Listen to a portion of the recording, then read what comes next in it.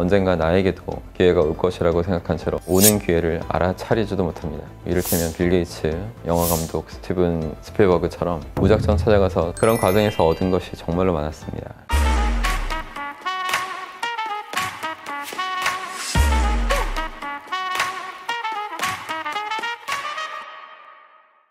안녕하십니까, 여러분의 심리 멘토 박스입니다. 여러분, 그동안 제가 영상을 통해서나 강의를 통해서나 제가 어떻게 지금의 자리까지 오게 됐는지에 대해서 자주 언급을 드렸어요. 근데 요즘 제 유튜브로 신규 유입되는 구독자분들이 많아져서 제가 지금의 행복하고 풍족한 인생을 할 수 있게 되었던 과정들, 그리고 그 과정에서 매우 중요하게 작용했던 포인트에 대해 다시 한번 차근차근 말씀을 드려볼까 해요. 제가 여러분들한테 어떻게 하면 센 멘탈을 얻을 수 있느냐, 그 방법에 대해서 조언을 하는 위치가 되다 보니까 많은 분들이 제가 원래부터 강한 멘탈을 가지고 있었을 거라고 착각하는 경우가 많아요. 하지만 저에게도 암흑기가 있었고 굉장히 어두웠다고 표현할 수 있을 법한 시절이 있었습니다. 물론 10대 때부터 최면을 익혔고, 그 최면을 갖고 이제 부를 이룬 사람들한테 교육을 하고, 그러면서 이제 어린 나이 치고는 제법 많은 돈을 쉽게 번 적도 있었습니다. 하지만 그건 단지 하나의 지식으로부터 일부분에 영향을 끼칠 수 있었던 것 뿐이지, 저 스스로 강한 사람이다, 멘탈이 튼튼하다라고 자부할 수 있는 상황은 절대 아니었어요. 아시다시피 아버지 빚 때문에 집안은 화목하지 않았고, 저 역시도 굉장히 우울한 생각들에 휩싸인 채로 하루하루 보냈던 시기였습니다.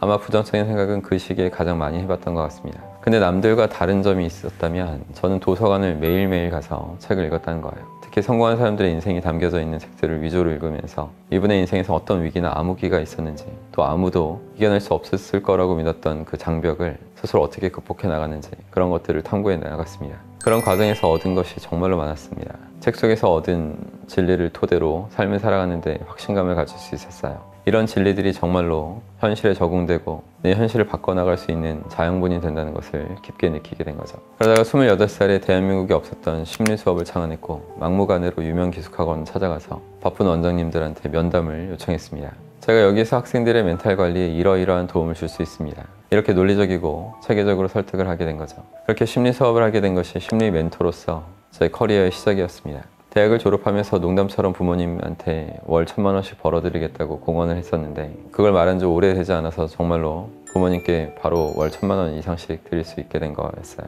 집안의 근심이었던 빚 2억도 금세 갚을 수 있었고, 어느 순간부터는 월에 억대 소득을 달성하고 지금까지도 계속 풍족하고 행복한 삶을 살게 되었죠. 제가 재작년에 읽은 책 중에 나는 7년 동안 세계 축을 만났다라는 게 있어요. 이 책의 원제가 더 서드 도어죠. 세 번째 문인데요. 저는 이걸 보면서 제 삶과 굉장히 일치하는 부분이 있어서 더 감동하면서 읽었던 것 같습니다. 책의 저자인 알렉스 바니안에 따르면 세 번째 문이라는 것은 남들이 가지 않는 길을 말해요.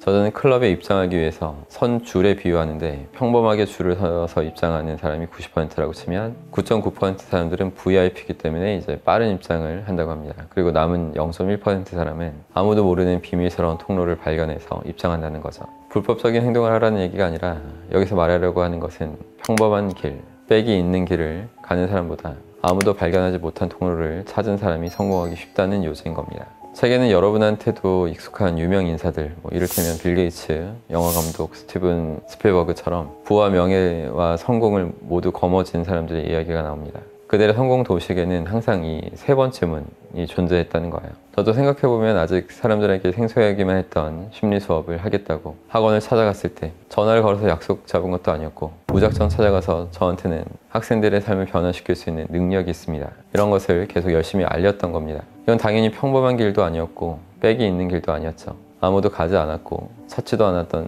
제 3회의 돌파구였던 겁니다. 학원 입구에서 경비들이 한눈 팔 때 재빠르게 학원에 들어가고 그랬던 기억도 납니다.